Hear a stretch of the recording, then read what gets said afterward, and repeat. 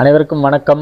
நம்ம போன வருஷமெல்லாம் எல்லாத்துக்கும் மஞ்சள் கலர் ஃபேஷன் ஃப்ரூட் கொடுத்துட்டு இருந்தா, நம்மளுக்காக உடுமலைப்பேட்டையிலேருந்து வசந்தி அக்கா சிகப்பு கலர் ஃபேஷன் ஃப்ரூட் அனுப்பி விட்டுருந்தாங்க.